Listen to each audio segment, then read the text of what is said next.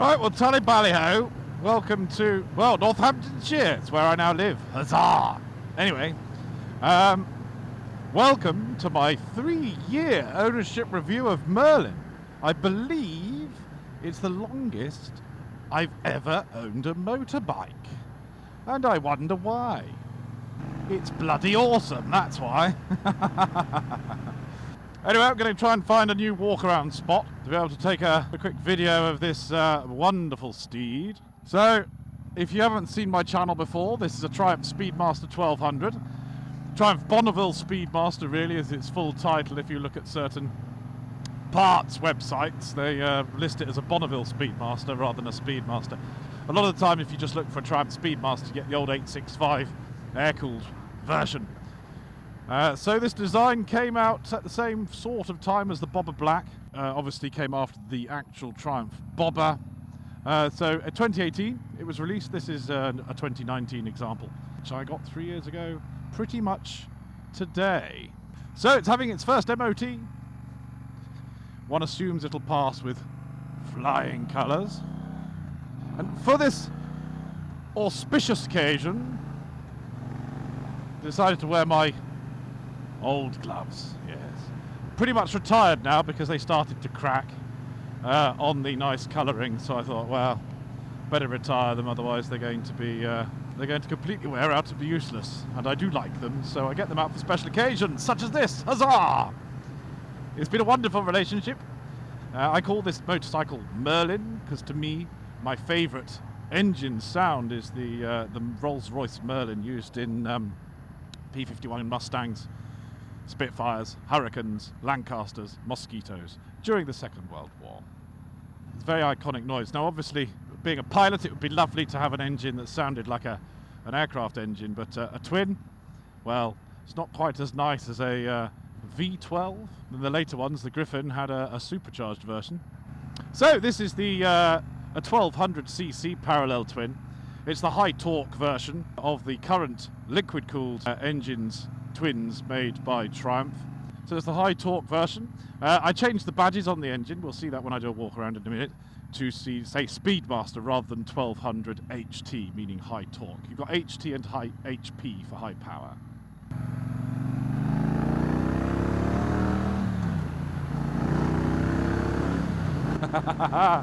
You see, I grew up on these roads, not on them, that would be weird. I'd probably get run over a few times, but I do know these roads incredibly well. One year when it was snowing and my father was taking us to school, we ended up in the ditch because he slipped on ice, and a local farmer came out and pulled him out by the tractor, and off we went to school in the same car, perfectly all right. Just slithered off and ended up in that ditch over there. Whoops. Growing up in the countryside, that's what happens, isn't it? Isn't it? Yes! What's he up to? Not sure what they're doing. Okay. Nice. Looking at a road sign, I think. That's perfectly acceptable. If you're not sure where you're going, you will stop and look at a road sign. What is wrong with that? We are all road users. But of course, my initial reaction, of course, is to think, what an idiot. How dare he not know where he's going? God, he shouldn't have got in the car if he didn't know where he was going. It's a parallel twin, 270-degree firing interval, which gives it that pop, pop, pop. It's kind of a false pop, pop, pop, but it's still very nice indeed. Burbles along very nicely. At the moment, I've got Westlake Thor slash-cut pipes. Let's try here, shall we? Yes, I know. I'll tell you what, I'll do the walk around here. What do you reckon? Very nice. Look, B-17s were stationed here, you see. So it's a US war memorial, and in fact my father learned to drive a car here when there was still a runway. Which is rather fun. As you can see, I've got on the dashboard I've got this quad lock mount for my phone. See,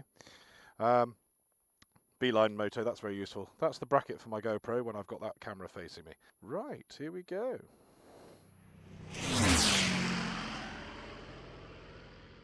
So here we are. Here we go, ladies and gentlemen. Here's Merlin. It's a pity it's not a sunny day, but the decals do come out very nicely.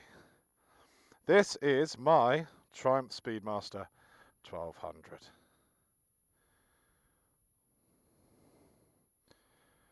Right, so as per usual, let's start at the beginning, shall we? Oh, or just look at that. Oh, wow,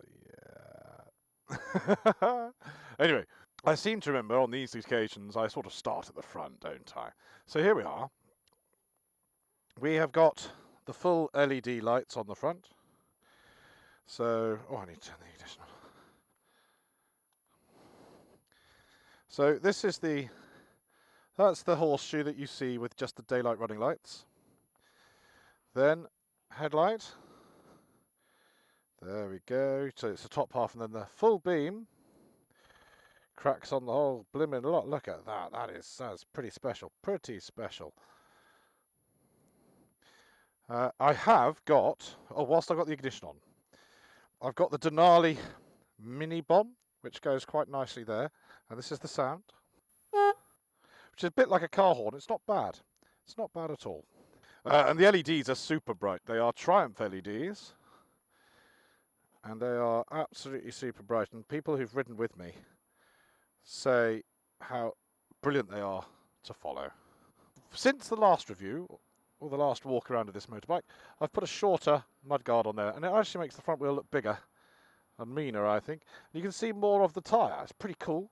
The only difference is a bit more water gets flicked up from here, up here, over the tank, and then you get a bit more water coming up from up here, streaking across the tank. But that's the only difference, and you know, just clean it afterwards. Why not, eh? You can get a different bezel around here, but I keep this chrome one here because this tick sort of stripe on the side matches it very nicely. Got the fork gaiters, they come as standard. You can get black sleeves that cover this silver bit if you want to black it out properly. Twin Brembo disc brakes, very good.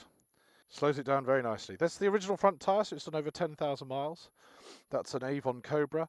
The rear is fairly new. It's done 1,000 miles, and it's a Cobra Chrome, so it's got a harder compound rubber in the middle of the tyre, so it should last a little longer than the old one. But then again, the old Cobra, Avon Cobra, lasted 7,000 miles. So coming down here, I said in the review from 2 years ago, my 1 year review, I wouldn't bother getting a new radiator guard because it costs £120 from Motone Customs. I did, but it was black with a black Union flag on it. I sprayed the parts of the Union flag gold, and when it's sunny, it shines quite nicely. Look at that, see? So that's me being a tart, basically, going for shiny things. There we go, Captain Rambunctious. And then I took off the old rubber knee pads and put on these metallic look Union flag stickers that work very nicely, especially with the gold coach lines of the paintwork on the tank. Now the tank is still original with hand-painted gold coach lines. This was the special paintwork for the Speedmaster. Also, last time I did the review, I didn't have this solid brass Monza cap from, again, Motone. And this is my Distinguished Gentleman's Medal from 2020 for raising over £1,000 that year for the Distinguished Gentleman's Rider Movember Foundation. I've put a Motone Union flag faux carb cover there. I think they call it TPF. We have the black air filter cover here, aluminium. That's a Triumph accessory. I've got Motone brass cam bolt cover knuckles that just go on top with a little Allen key to grip it onto place there. And then this is the badge I was talking about. It's kind of a Union flag look, says Speedmaster 1200 HT instead of just 1200 HT as before. The blacked out engine cases I bought with the bike at the point of sale because I've had issues with the aluminium cases in the past corroding really easily. But then again, I didn't clean my bike often enough, really. This is where the coolant goes in. It's the expansion tank. And the one thing I would criticise is the oil sight glass is there, but then this bracket that connects to the rear brake lever kind of blocks it. So when you put the bike up on the ramp to check the oil, or on a paddock stand or whatever, it is still difficult to see because of this black bracket here.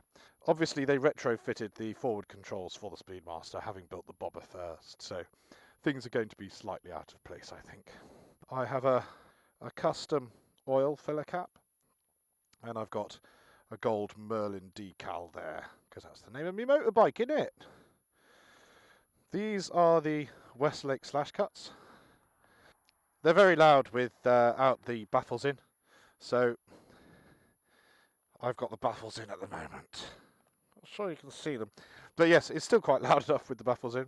That chain guard I bought at point of sale as well, and the shiny polished wheel rims. Hooray! This is an SW Motec Legend Series pannier rack, which is actually quite a bit invisible. It's not as great as big as the loops you can get from Triumph, so I quite like it. And I've taken the grab rail off. What I might do is paint that chrome rail black to black it out. That's the pressed metal luggage rack you can get from Triumph, and that's instead of the pad that was a bit of a useless pillion seat. And this is the quilted brown leather comfort seat that I put on it as well. But as you can see, I've sort of blacked it out as I've been going along. On the back, got the LED indicators. I put another Triumph sticker there on top of the light for the number plate. Slightly smaller number plate. Now, again, nice, shiny rear wheels. I did have a swing arm bag here, which I'll put a photo in for now. But I like being able to see more of the wheel, to be fair. And it wasn't that useful. I just put my disc lock in and stuff. And there, we've got my new battery strap. That's a Motone thing as well. A little Farkle with brass fittings. And what I like about the Westlake slash cuts is they're starting to go a bit gold from the heat. I have another brass Farkle for the gear peg. The same knuckles on top of the cam. And yeah, just a Triumph embellisher on the clutch side of the engine. With the same Union flag that side. Counter rambunctious and Union flag. So, I mean that's about it really. I've done lots of bits and bobs. I've got Black Tech adjustable levers. And they're very good. This has got 6 adjustments on the clutch and 6 adjustments on the front brake, so slowly blacking that out. These are Triumph branded peep mirrors, but they're very difficult to come by now.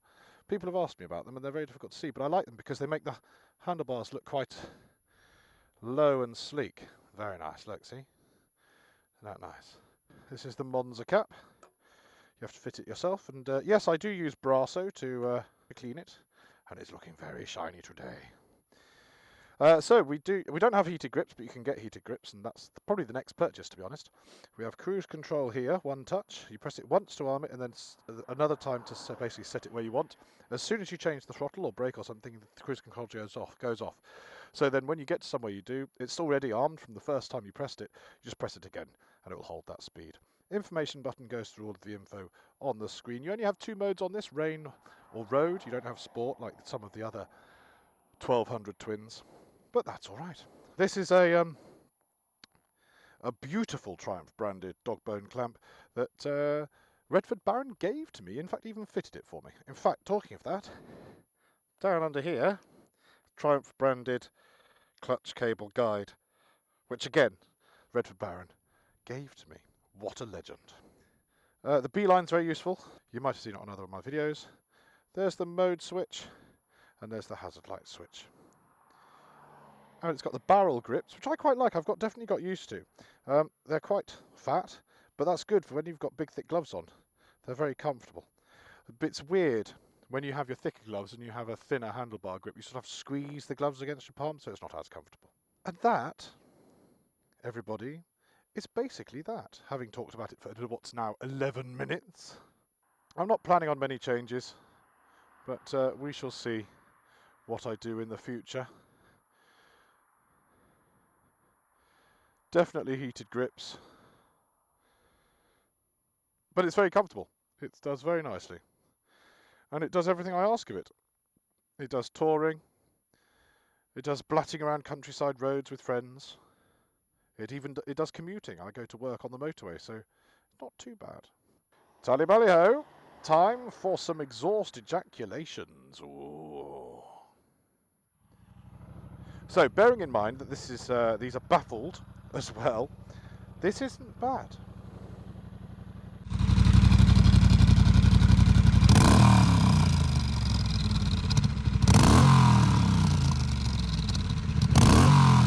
More throaty, it's not as harsh as without the baffles. There we are.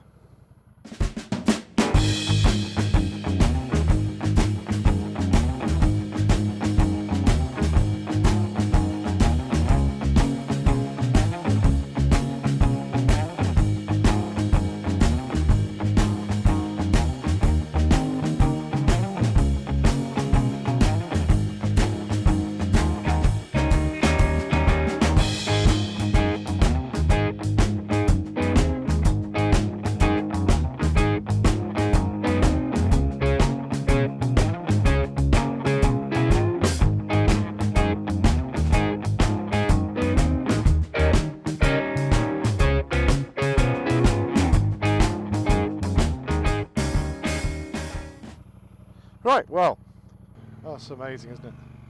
What a good memorial that is. Just slap bang in the middle of that. That's where the runway was over there. Incredible stuff. So, something I forgot to mention whilst I was doing my walk around, I've put little brass tyre valve caps and on the wheels, and they do shine quite nicely. I've let those patina a bit. I haven't polished those. That's quite nice indeed. A lovely country road that I used to go to school on. But as you can see, it's a bouncy road, and I'm bouncing along quite happily, and I'm more than comfortable. It's interesting. When I've been riding with the squadron, the rambunctious squadron that is, and on long rides, short rides, whatever. No, I can't corner as fast as they can, but I can still corner quite well, and if I move my weight around more, I can go around the corners just as much as them. It's just they don't tend to move around in their seats. They just stay upright and still go whizzing around these corners because they've got better ground clearance. But I suppose it makes it more fun having to throw yourself around on the motorbike. And ultimately, it's just a bloody fun motorbike. It's a lovely marriage of looks, purpose, reliability, practicality, fuel consumption. When I commute on the boring dual carriageway that is the A14 and the M11, I just put it in cruise control at 70. It's does 68 miles to the gallon was my best one. Normally about 65. And that's true, as in true fuel consumption, because I calculate it whenever I fill up, you see, versus the mileage I've done, versus the fuel I put in, and I try to fill it to exactly the same point every time, which is tricky, to be fair, but I do. And 68 was the best, and it also tallies with what the digital readout said as well, that I always zero before every fill. Now, farting about here, what have we got here? We have got 54 miles to the gallon, because I'm just not sitting on a motorway. But even so, 54 is still bloody good for having fun down here. Oh no, my brother crashed a family car when he was 17 down here. He skidded all the way down here, hit the little brick bridge in the bottom of that ditch there, and ended up upside down in that person's garden, having gone spinning between some trees. An old Renault Savannah estate. But this is the beautiful thing about living around here now. I've come back to where I grew up, and it's so many memories. I absolutely love it. And yes, when I remember an old man called Mr. Blades, who used to live in Brigstock, just up here.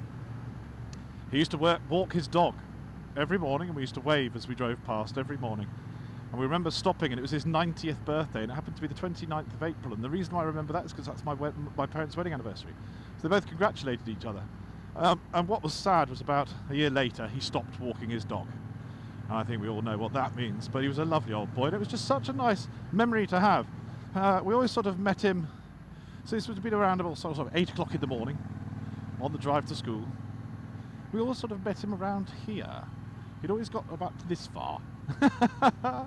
And no, he was just a nice person. And that's the beauty of growing up in the countryside. You just sort of have all these extra little bits and bobs that you don't have growing up in towns and cities. And I do know because I've lived in towns and cities.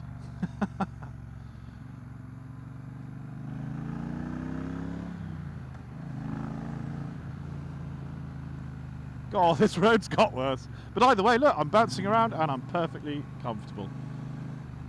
Back to talking about Merlin. So yeah, I've had him for 3 years now. And he's the first motorbike I've ever had for over 3 years. Or will have for over 3 years, come Friday. This is a keeper. I think the next bike will be something to go with him. So I'll have a 2-bike stable. So perfect.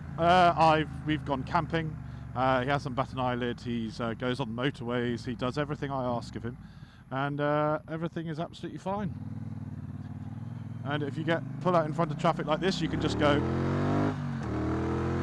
and off you go. Gone is the key there. Just disappear into the distance. So yeah, 16-inch wheels. It's the Bobber Black setup, hence why the twin discs on the front. Rear Nissin brake disc. All of this stuff is on my 1-year review. So really, all I'm doing with this one is saying what I like about it, what I don't like, what I've changed, what I'm going to change.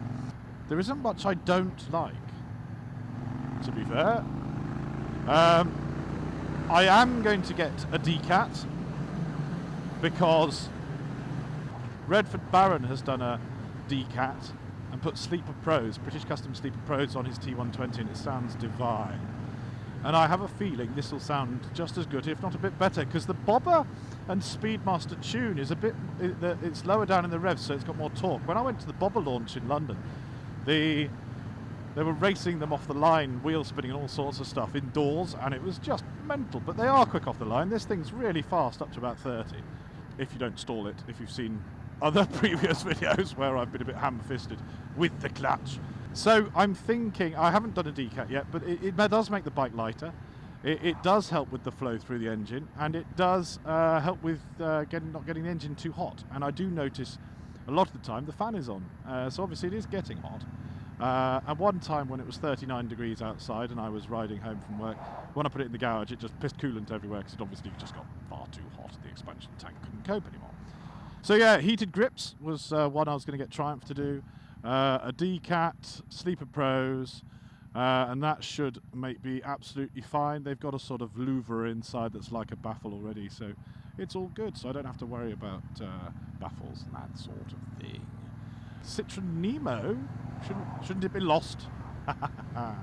Oh, so yeah, flickable, fun, comfortable.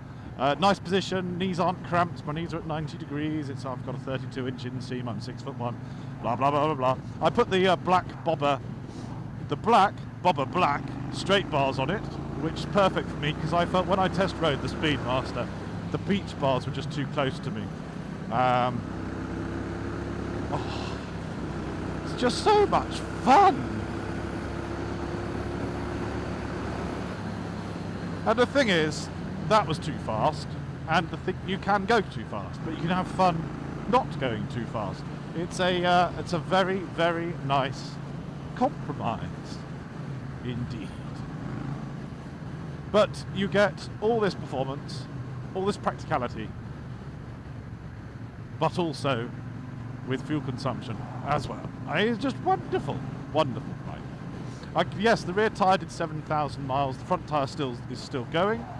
And I've done nearly 11,000 miles, as I said, 10,984. So it's all, yeah, I can't fault it. It's a keeper. Huzzah! Me and Merlin together forever. So there's no rush. It's quite a nice feeling that there's no rush to make improvements or changes. I do various things to the rear end, where I sometimes take the pannier racks off and I completely clean the look on the back, take off the grab rail completely, and have the black blanking sides to clean the rear end completely, and it's just lovely. Is that focus going to go? We're going to try to do anything. Oh, bumps! Big bumps! Big bumps! Oh, bloody awesome! And yeah, put it this way, we did 15 hours on the last Tweed Butt Challenge. The time before that, in fact, Merlin's done all 3 Tweed Butt Challenges, and he's been absolutely brilliant. So, what more? What more do you want from a review or an update about Merlin? I've told you the cosmetics, I've told you what it can do, I've told you the performance changes, I've told you, hello van driver, well, loads of room, wasn't there? Have loads of fun on it, and you can still make it shiny and fun. So it's lovely. I can't take it on a racetrack. Yes, agreed.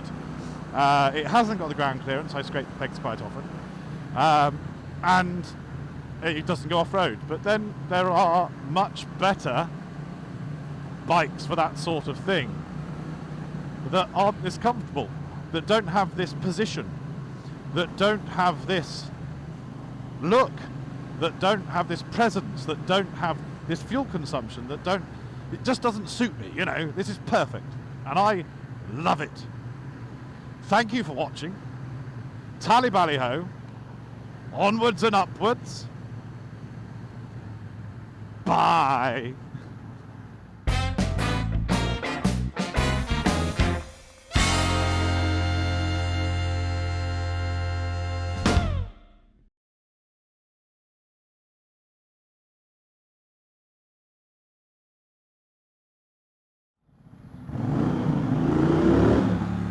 that wasn't bad. That wasn't bad.